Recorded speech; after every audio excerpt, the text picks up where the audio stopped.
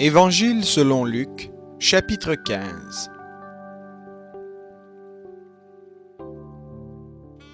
Tous les péagers et les pêcheurs s'approchaient de Jésus pour l'entendre.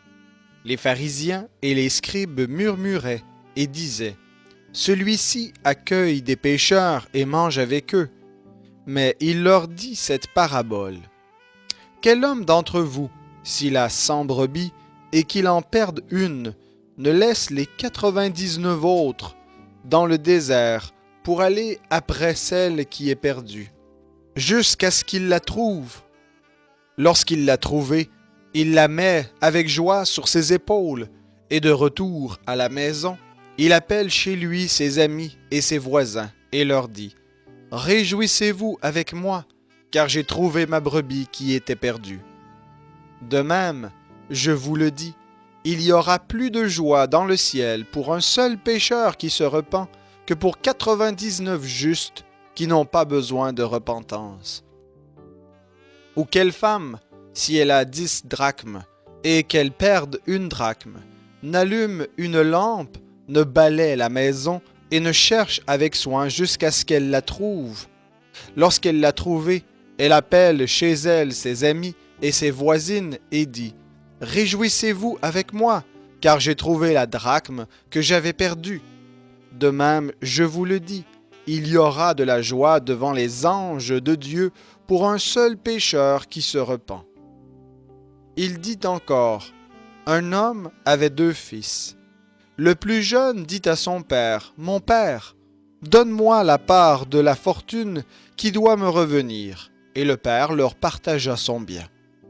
Peu de jours après, le plus jeune fils rassembla tout ce qu'il avait et partit pour un pays lointain, où il dissipa sa fortune en vivant dans la débauche. Lorsqu'il eut tout dépensé, une grande famine survint dans ce pays, et il commença à manquer de tout.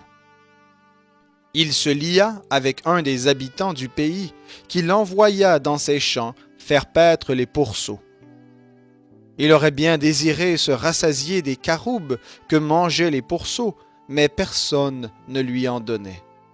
Rentré en lui-même, il se dit : « Combien d'employés chez mon père ont du pain en abondance, et moi, ici, je péris à cause de la famine. Je me lèverai, j'irai vers mon père et lui dirai : Père, j'ai péché contre le ciel et envers toi.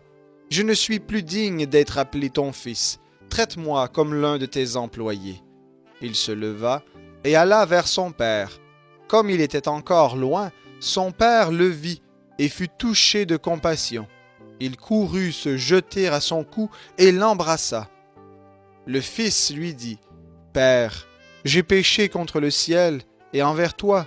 Je ne suis plus digne d'être appelé ton fils. » Mais le père dit à ses serviteurs : « Apportez vite la plus belle robe et mettez-la lui. Mettez-lui une bague au doigt et des sandales pour ses pieds. Amenez le veau gras et tuez-le. Mangeons et réjouissons-nous. Car mon fils que voici était mort et il est revenu à la vie. Il était perdu et il est retrouvé. » Et ils commencèrent à se réjouir. Or, le fils aîné était dans les champs. Lorsqu'il revint et s'approcha de la maison, il entendit la musique et des danses.